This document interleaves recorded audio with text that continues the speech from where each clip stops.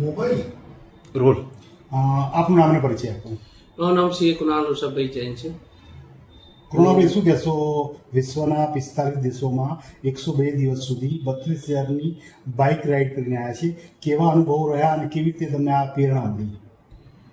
આ મારા માટે એક once in a life time experience હતું, જે હું વર્ડ્સમાં ડિસ્ક્રાઇબ નહીં કરી શકીશ, બટ આ ખૂબ જ સરસ અનુભવ રહ્યો છે, જે એક લાઈફ ચેન્જિંગ અનુભવ કહી શકાય છે. ખાસ કરીને કેવી રીતે પ્રેરણા મળી તમને આ બાઇક રાઇડ વિશ્વના પ્રવાસે જવાની? આ મારી ડ્રીમ રાઇડ હતી કે મેં ઘણા બધા જે આ જૂના બી જે લોકો ગયા છે એમને મેં જોઈને એમને જે એક્સાઇટમેન્ટ હતી, એમણે જે રિવ્યૂ શેર કર્યા હતા, તો 4 થી 5 વર્ષ પહેલાં મને બી એવું હતું કે આવી રાઇડ હું ભવિષ્યમાં ગમે ત્યારે કરીશ. તો સંજોગો બધા સેટ થઈને મેં આ રાઇડ પૂરી કરી. ખાસ કરીને જ્યારે તમે બાઇક રાઇડ લઈને ગયા, શરૂઆત ક્યાંથી કરી અને કયા દેશમાં પૂરું કર્યું?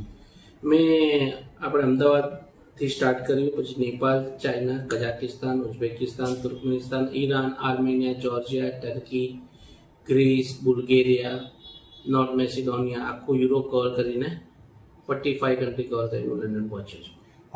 અન્ય દેશોના પ્રવાસે જ્યારે ગયા હતા ત્યારે સ્વાભાવિક છે કે આપણે પાસપોર્ટ હોય. કયા દેશોમાં જવા માટેની સરળતા રહી અને ક્યાં ક્યાં કઠિનાઈ હોય?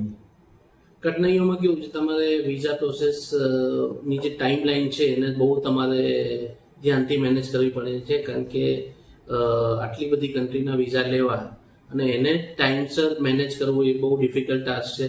અને દરેક જગ્યા પાસપોર્ટ ફિઝિકલી મોકલવા પડે છે, સ્ટેમ્પ કરીને આવે છે, પછી બીજી કન્ટ્રીના પાસપોર્ટ વિઝા અપ્લાય કરવા. એટલે કેવું છે, એક ટાઈમ લાઈન એને પ્રોપરલી મેનેજ કરવું પડે છે.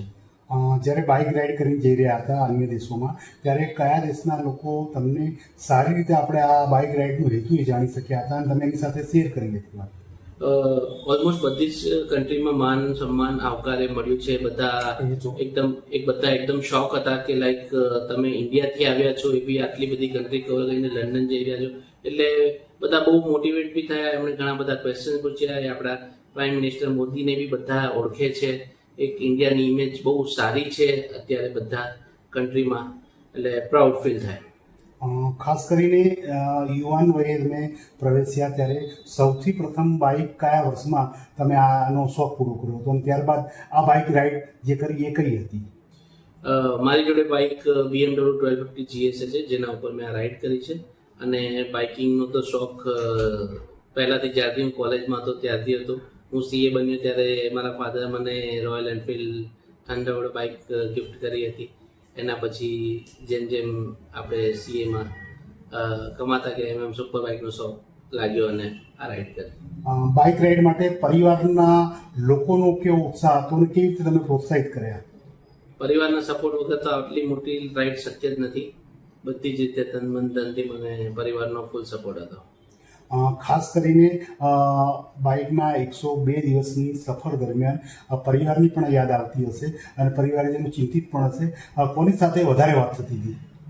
નહીં, મારે બધા સાથે વાત થઈ જતી હતી. સૌથી વધારે ડોટર અને મારી વાઈફ સાથે 1-2 દિવસમાં ડેઈલી વાત થઈ જતી હતી. પછી 2 થી 3 દિવસમાં પપ્પા સાથે વાત કરી લેતો હતો, મમ્મી સાથે વાત કરી લેતો હતો. જેમ ટાઈમ મળે એ પ્રમાણે 2 થી 3 દિવસમાં બધા સાથે વાત કરી લેતો હતો. આમ તો ગુજરાતીઓ સાહસિક હોય છે, તમે મૂળ રાજસ્થાનના છો, પરંતુ ભારતીય યુવાન એક સાહસિક રીતે આપણે વિશ્વના અનેક દેશોનો પ્રવાસ કરી આવ્યા હોય ત્યારે સ્વાભાવિક છે કે અન્ય યુવાઓ માટે પ્રેરક બન્યા હોય. તો અત્યારના યુવાઓ માટે વધુ સાહસિક યાત્રા માટે અને એમાં પણ બાઇક રાઇડ માટે શું કહેશો? આ એક જર્ની છે કે જે તમે પોતાની સાથે ટાઈમ સ્પેન્ડ કરો છો, એ બી 100 થી વધારે દિવસ, એ બી રોડ ઉપર એકલા. તો એ જે તમે પ્રોબ્લેમ્સ ફેસ કરો છો એનું સોલ્યુશન લાવો છો, લોકોને મળો છો, લોકોના કલ્ચરને, કન્ટ્રીના કલ્ચરને સમજો છો, એમની લાઈફસ્ટાઈલ જોવો છો, તમને ઘણું બધું શીખવાડે છે. 100 દિવસ પહેલાંનું ગુનાને 100 દિવસ પછીનો ગુનામાં જમીન આસમાનનો ફરક આવી જાય છે.